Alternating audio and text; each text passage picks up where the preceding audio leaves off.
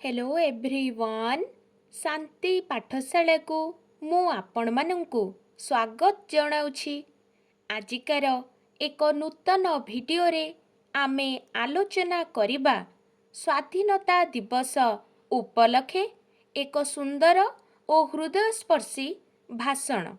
भिडियोटी को आरंभ करिबा पूर्वरु चैनल को सब्सक्राइब करिनियंतु एवं बेल आइकन टी को प्रेस करिदियंतु। चलंतु आरंभ करिबा। सम्मान्य वरेण्य अतिथिगण, पूज्य गुरुजी गुरुमा, मोर छोट बड़ भाई ओ भौणी माने एवं उपस्थित समस्त सभा सद्गण, आजी हेउछि स्वाधीनता दिवस। प्रति वर्ष अगस्ट मास 15 तारिख को भारतर स्वाधीनता दिवस रूपे पालन करा जाए। स्वाधीन भावे बंचिबाकू मनीष खूब भल पाए। स्वाधीनता तार जन्मगत अधिकार। स्वाधीनता मनीष को स्वाभिमानी कराए। जो देश पराधीन से देशर नागरिक मानंकर स्वाभिमान न थाए। पराधीनता मनुष्य को पंगु और व्यक्तित्वहीन करि दिए।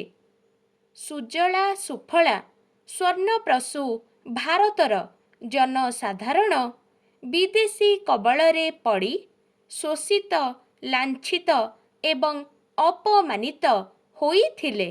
इंग्रेज माने चाहिबा मुताबक भारतीय मानंकु निजर कृतदास रूपे काम कराउथिले। 1817 मसीहारे प्रथमे विप्लवर स्वर तोली बक्सी जगबंधु एवं जय राजगुरुଙ୍କ नेतृत्वरे संघटित हेला पाइक विद्रोह।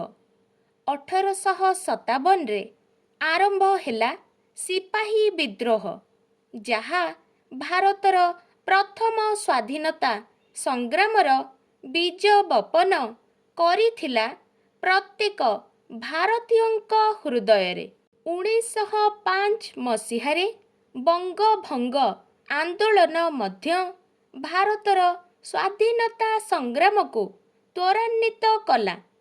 गोपालकृष्ण गोखले, दादाभाई नारोजी, अरविंद घोष, बाल गंगाधर तिलक आदि नेतृगण स्वराज आंदोलन रे मुख्य भूमिका ग्रहण करी जनमानसरे चेतनार जागरण जगाई थिले।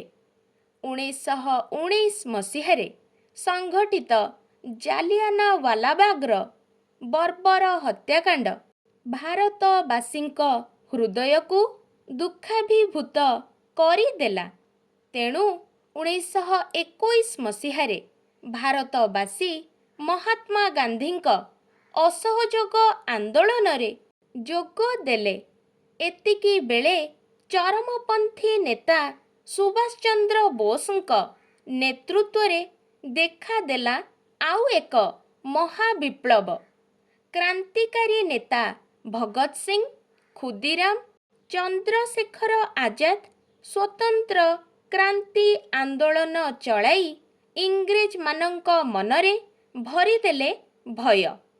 नरम पंथा, चरम पंथा अबा स्वतंत्र क्रांति हेउ, समस्तंक लक्ष्य हेला भारतर स्वाधीनता। इंग्रेज मानंक सबु चक्रांत हिंसा विफल हेबाकू लागिला। शेषकू निरुपाय होई 1947 मसीहा अगस्ट 14 तारिख विलंबित रात्रि रे इंग्रेज सरकार शासन दायित्वरू ओहरी जाई आम दायित्व आम हातरे अर्पण कले। अगस्ट मास 15 तारिखर सकाळ थिला स्वाधीन भारतर प्रथम सूर्योदय। एतिकी कही मु मोर वक्तव्य शेष करुछि। जय हिंद। आजिकार भिडियोटी आपणंकु किपरि लागिछि कमेंट माध्यमरे ନିଶ୍ଚୟ ଜଣାଇବେ ଏବଂ ଲାଇକ୍ ସେୟାର ସବସ୍କ୍ରାଇବ୍ କରିବାକୁ ଜମାରୁ ଭୁଲିବେନି। ଧନ୍ୟବାଦ।